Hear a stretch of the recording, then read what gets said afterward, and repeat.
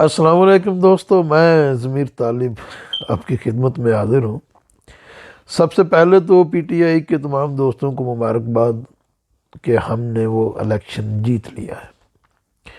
अब उसके बाद जो जो कुछ हो रहा है वो तो आप भी देख रहे हैं, मैं भी देख रहा हूँ। और जहाँ जहाँ जो जो वो तब्दीलियाँ की जा रही हैं वो भी इंशाल्लाह हम अदालतों से भी रजू करेंगे, उस पूरे निज़ाम को झोड़ के रख देंगे। लेकिन कुछ चीज़ें जो है ना वो बड़ी मज़ेदार हो रही हैं ना। नवाज शरीफ साहब जो है ना वो NA 131 से हार गए, यानी मनसेरा से तो हार ही गए, लाहौर से भी अपनी आबाई सीट से जहाँ से वो 85 से इलेक्शन लड़ रहे हैं वहाँ से हार गए हैं। लेकिन उनकी शिकस्त को फतह में तब्दील किया गया है।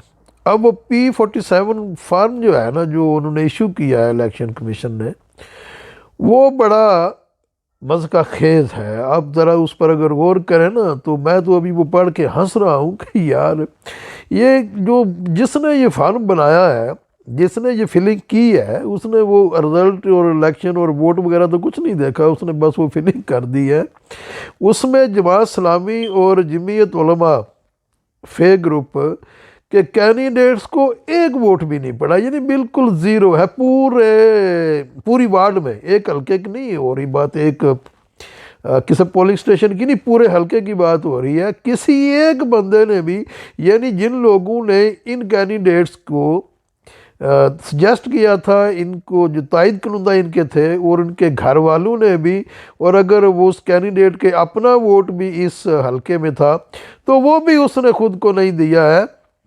इससे ज़्यादा मज़का खेज़ सूरत हाल और क्या हो सकती है। अपनी तरफ से तो नवाज शरीफ चूँकि आबाई सीट से हार गए और बहुत बुरी तरह हार गए हैं।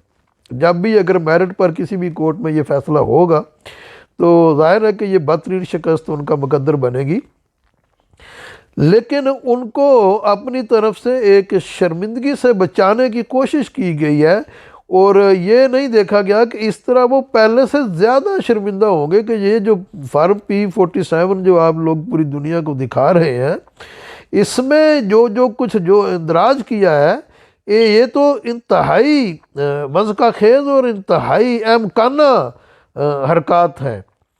और उसके बाद जो अभी इसहाक डार साहब जो गुफ्तगू कर रहे थे, उनको जब पूछा गया कि नून लीग की जो सिंगल जमात की विक्ट्री आप क्लेम कर रहे हैं और ज़मीनी हालात तो काफ़ी मुख्तलिफ हैं, तो उसके बाद जब उन्होंने कलमा पढ़ा और बात करने के लिए आगाज़ किया तो पीछे से हामिद मीर साहब, उनका माइक ऑन था, वो गलती कर गए, उनको ख्याल था कि शायद माइक ऑफ है।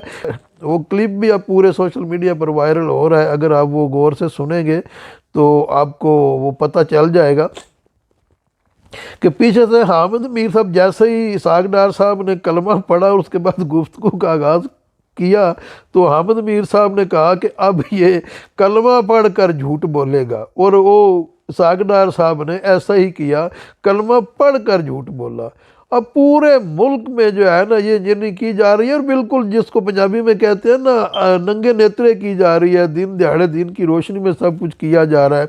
ना करने वालों को शर्म आ रही है, ना करवाने वालों को शर्म आ रही है। मरीम नवाज़ भी हार चुकी हैं अपनी तमाम सीटें, उनको भी जितवाया जा रहा है। और मुल्तान की सीट जो है जिसमें वो शाह महमूद कुरैशी साहब की बेटी मेहरबानों को जो 16,500 वोट जो है वो रिजेक्ट कर दिया है। और यार ये 16,500 वोट रिजेक्ट कैसे हो सकता है। तो ये इस किस्म की हरकत जो है ना हमारे ज़िला गुजरात की जो है ना वो सारी सीटों पर बिल्कुल यही रिजल्ट दिए गए हैं। जो 1-1 लाख से जो कैंडिडेट जीत गए हैं उनको उनके मुकाबले में रहा दिया, जिसके 20-25 हज़ार 30 हज़ार 32 हज़ार वोट जिन्होंने टोटल लिए हैं उनको 1.25 लाख लेने वाले के मुकाबले में उनको विनर करार दिया जा रहा है। और ये इस तरह के इलेक्शन करवाने की भाई क्या ज़रूरत थी, और इस तरह मुल्क कहाँ चलेगा, कैसे चलेगा, और पूरी दुनिया भी देख रही है। मैं तो हैरान हूँ, आप लोगों को बिल्कुल शर्म नहीं है, थोड़ी बहुत रत्ती बराबर भी शर्म नहीं है। और ये आप शर्मिंदगी बचा रहे हैं या उनको और ज़्यादा शर्मिंदा कर रहे हैं। यार खुदा का खौफ करो, ये मुल्क ऐसा कैसे चलेगा। ये इस किस्म के रिजल्ट होते हैं और इस तरह तब्दील किए जाते हैं।